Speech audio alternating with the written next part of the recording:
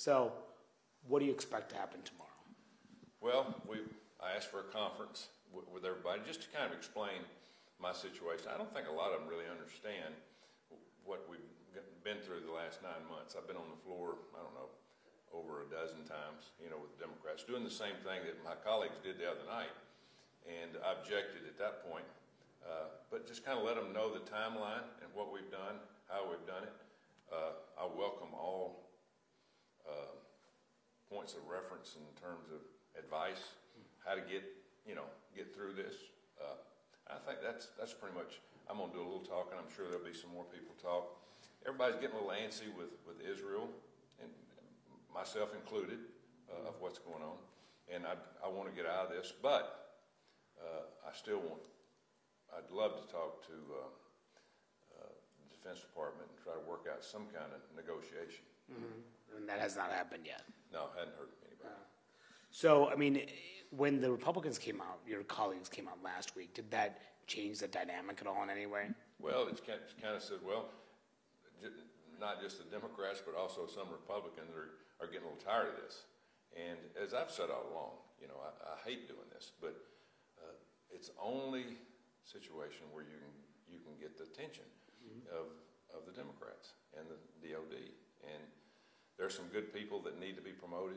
Heck, we're up to, I don't know, above 300 or so now. And I'd love to be able to get this done. But again, I'm a pro-life person, and you got to believe in and stand for what you believe in. Are you going to tell them tomorrow that you're open to a compromise? Well, I'm looking for advice. I mean, everybody if you want to complain, fine. But do you have an answer? Is there any way you can help work this out? Again, it's been me and Mike Lee basically against the world in the last 9 months. Now it looks like other people say, hey, let's get in this, let's find some solutions. But what could that be? I mean, your position has been the policy needs to go. I mean, is there anything in between then? Well, as I said, I'm always up for negotiation. I mean, we had a good policy, and we really can't get a definition of the policy now. Nobody knows. Even we asked in the briefing, what's the timeline on the abortion? Is it how many weeks? And they couldn't give us an answer. I'd love for the Defense Department to come down. Okay, this is our policy now. This is what we have, and then negotiate from there and see if there's any chance for negotiation. But again, we need to move on from this. I'm total agreement with that. Right. But so, there also needs to be some dialogue. So Dan Sullivan said, and Attorney Ernst both said that they're prepared to go to the floor again and continue to ask for one nominee after another to be confirmed by voice vote. If they do that, will you still say, I object? Sure I will. What have I done for the last 9 months? I mean, this is no different than what Elizabeth Warren did, or Jack Reed, or Senator Bennett. I mean, it's all the same thing. And they kept saying, well, he said he wanted a vote. We're giving that wasn't a vote. They knew it wasn't about a UC. It was about a cloture vote and then voting on it, like we have the last 4 or 5 nominees that we've been able to bring to the floor. So that's not going to get it. And I'm willing to go down there and stand with Democrats or Republicans. It makes me no difference. You got to fight for what you believe in. I mean, because they think that the pressure campaign, if they keep doing that, it'll force you to bend. Are they right?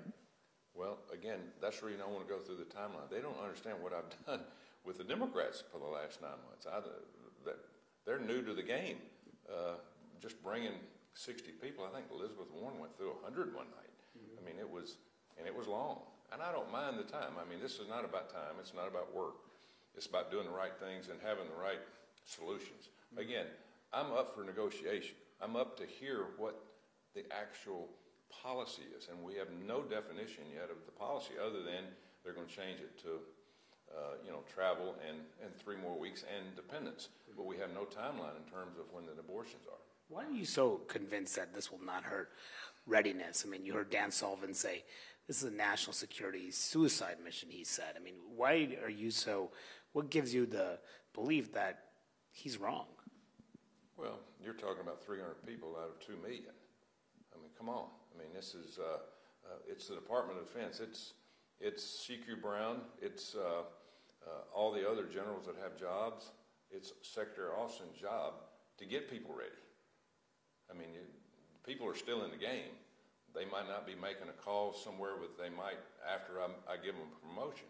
But all jobs are filled. I mean, you can't tell me that our military is not functioning the way it should function at a high readiness, especially with what's going on now. And what about the multiple jobs that are being filled? I mean, does that concern you? The what? Multiple jobs, some people doing multiple jobs, like the Marine Corps Commandant. Does that concern you? Well, I mean, everybody does. You got a job, you can only do so much, and you got to lean on the people underneath you. I coached for a long time. I had 15, 20 coaches. I mean, you can only do so much. You got to give a responsibility out. I'm sure that's what they're doing. But if there's nobody to give it to, isn't that a problem? Because they vacant. Let me tell you, some of these generals have 2,000 employees that work for them. 2,000. General Milley, in a hearing one day, I looked at his situation, and his budget was $300 or $400 million, and had like 3,500 employees. Come on, you got enough people to do the job. So if there's no middle ground here, then they may vote to change the rules. Are you worried that they're gonna end up going around you and essentially getting what they want? I can't control that, and I think that should be a discussion, and will be discussion tomorrow, of direction of can they get 9 votes, and but I've got no power over that. That's the reason I want to go explain my situation, because that's coming. You know, the resolution to bypass this is coming. You know, if we can't work out some kind of compromise, if it comes, or we're going to have 9 people that's going to vote Democrats. I mean, I've got no control. They got to vote for their constituents like I vote for mine. And have you talked to Mitch McConnell since this whole thing blew up last week? Yeah, I talked to him. Next day, we talked for quite a long time, and he's like me, looking for a solution, and that's when I brought up, hey, can we all get together? I mean, we're all in this together. It's not just me. I'm the one got the holds up, but everybody's looking at us to get this done. So, he trying to pressure you to back off at all? Oh, he said, sure. Is there any way we can get this past this point? And not until I feel like I've done all I can do. So you said no to him basically when he said that? Yeah. Mm-hmm. So he's because before he had not been talking to you, so that's different. He's trying to engage with you now. Yeah. But a lot of, as I said earlier, there's 49 of us, and I've been doing this along with Mike Lee and J.D. Vance and Senator Marshall. That's pretty much been it. And, you know, there has been not a lot said for 9 months. And now, who knew Israel was going to get attacked, okay? And so that's kind of brought it to a higher point. And I agree. I totally agree. You know, it's a dangerous world. I tell people that all the time. At that time, it's never been more dangerous in our world in my lifetime than now. And so I totally agree. So when you went home this weekend, were you hearing anything about this? What were people urging you to stick with what you're doing, or are they telling you to back off? A little both. You know, you get a little both. I mean, you know, people have opinions, and that's good. And we poll people in the state. I've been to meetings, different places, bring it up, get their feedback, and it's good. It's good to lay it out there for them. Again, that's who I speak for. Yeah. All right, we'll let you go. You got a busy day. Thank you, sir. Appreciate it. All right. Thank you. Enjoy it. Thank you.